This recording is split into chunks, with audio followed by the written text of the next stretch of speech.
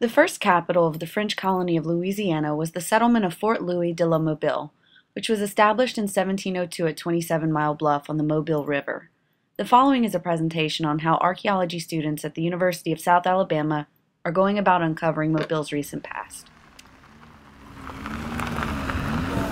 The site is fairly challenging to dig. It's a very shallow site, but there's a lot of trees growing on it. It's basically a forest today, and it's been that way for a very long time. Every 50 years or so, the landowners will come in and chop down the trees, harvest the wood, and that running trucks over the property does damage a lot of the archaeological sites. So, and just digging in a forest, you have to spend a lot of time cutting roots and making the excavation neat, and it's more challenging.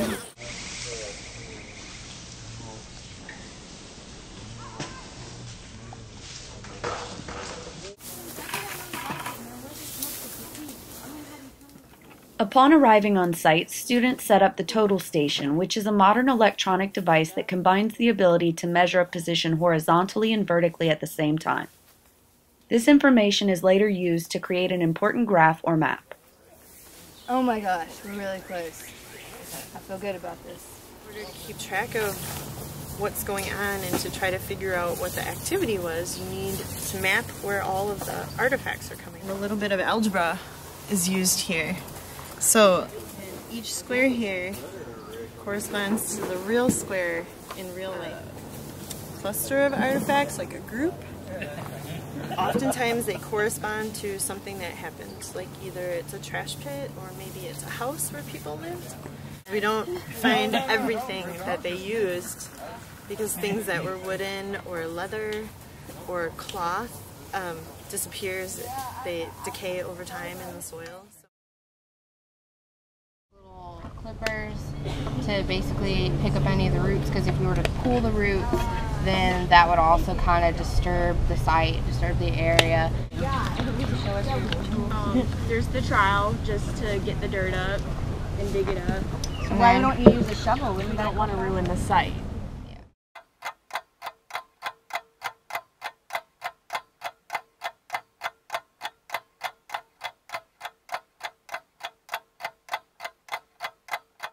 Okay, so all the dirt is brought into that bucket? Yeah, it's brought into the bucket, and then it's put in a wheelbarrow. And then we take the wheelbarrow to the water screen area, and then we basically spray water over the dirt, and it's to clear away any of the mud and the dirt. And then basically once you clear all that away, what's left is anything that won't go through the screen, which could be anything from, you know, roots to rocks to artifacts. Well, basically we take all the dirt we pick up from a grid or a unit, and we dump it into a sifter, and we use the water to get it really fine grained so we can find any small fragments that are in the dirt.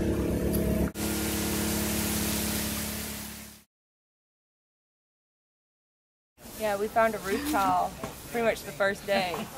Last week we found a nail. There's a lot of pottery made by Indians, but they're in the shapes of European pitchers and plates and bowls, that forms that the Indians didn't use. So Indians are adapting their culture to sell things to the French, apparently. Digging. I think studying people through history is one of the best ways to learn about who you are. I think it's an interesting field. You get to learn about the human past through artifacts in the ground and physical remains. History is one of my favorite subjects, but I don't want to be in the classroom my entire life, so might as well go dig it up and study it more. Cool to find out what other people value. It's really interesting to me, like finding like these old pieces of our past and like being able to connect with how we've like developed as a culture and grown from that. It's a lot of fun to find something that is thousands of years old.